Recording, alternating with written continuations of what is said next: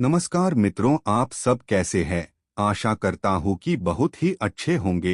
मित्रों, आज हम बताएंगे कि नवरात्रि पालने से क्या लाभ मिलता है। मित्रों, अगर आप लोगों ने अभी तक हमारा चैनल सनातन टोल्ड को सब्सक्राइब नहीं किया तो कर लीजिए, ताकि और ऐसे जानकारी वीडियो के माध्यम से आप लोगों तक पहुंचा सके। नवरात्रि में माँ दुर्गा के 9 अलग अलग स्वरूपों की पूजा की जाती है। माँ दुर्गा को प्रसन्न करने के लिए नवरात्रि के दिन सबसे अच्छे माने जाते हैं। दरअसल इन दिनों जो भक्त सच्चे मन से माँ दुर्गा के सभी स्वरूपों की पूजा करता है, उसकी सारी इच्छाएं माँ दुर्गा पूरी करती हैं। 9 दिनों तक माता रानी की पूजा अर्चना के साथ आपको इस कथा का पाठ भी जरूर करना चाहिए। श्री दुर्गा नवरात्रि व्रत कथा करने से आपको सभी 9 देवियों की कृपा प्राप्त होगी। बृहस्पति जी बोले, हे ब्रह्मा जी, आप अत्यंत बुद्धिमान, सर्वशास्त्र और चारों वेदों को जानने वालों में श्रेष्ठ हो। हे प्रभु, कृपा कर मेरा वचन सुनो। चैत्र, आश्विन, माघ और आषाढ़ मास के शुक्ल पक्ष में नवरात्र का व्रत और उत्सव क्यों किया जाता है? हे भगवान, इस व्रत का फल क्या है? इस प्रकार करना उचित है? और पहले इस व्रत को किसने किया? तो विस्तार से कहो।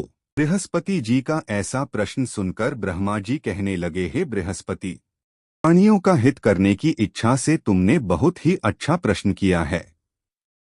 जो मनुष्य मनोरथ पूर्ण करने वाली दुर्गा, महादेवी, सूर्य और नारायण को ध्यान करते हैं, वे मनुष्य धन्य हैं।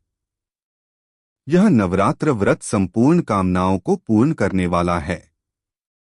इसके करने से पुत्र चाहने वाले को पुत्र, धन चाहने वाले को धन, विद्या चाहने वाले को विद्या और सुख चाहने वाले को सुख मिल सकता है। इस व्रत को करने से रोगी मनुष्य का रोग दूर हो जाता है और कारागार में पड़ा हुआ मनुष्य बंधन से छूट जाता है। मनुष्य की तमाम विपत्तियां दूर हो जाती हैं और उसके घर में संपूर्ण संपत्तियां आकार उपस्थित हो जाती हैं। बंध्या और काक बंध्या के इस व्रत के करने से पुत्र हो जाता है। समस्त पापों को दूर करने वाले इस व्रत के करने से ऐसा कौन सा मनोरथ है जो सिद्ध नहीं हो सकता? यदि व्रत करने वाला मनुष्य सारे दिन का उपवास न कर सके तो एक समय भोजन करे और उस दिन बांधवों सहित नवरात्रि व्रत की कथा श्रवण करे, जिसको सुनने से तमाम पापों से छूटकर मोक्ष की प्राप्ति हो जाती है।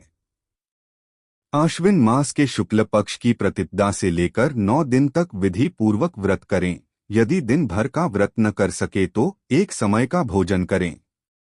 पढ़े लिखे ब्राह्मणों से पूछकर घट स्थापना करें और वाटिका बनाकर उसको प्रतिदिन जल से सींचे। महाकाली, महालक्ष्मी और महासरस्वती की मूर्तियां बनाकर उसकी नित्य विधि सहित पूजा करें और पुष्पों से विधि पूर्वक अर्घ्य दें।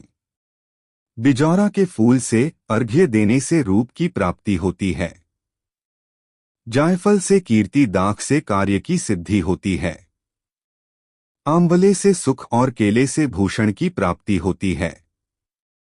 इस प्रकार फलों से अर्घ्य देखकर यथाविधि हवन करें।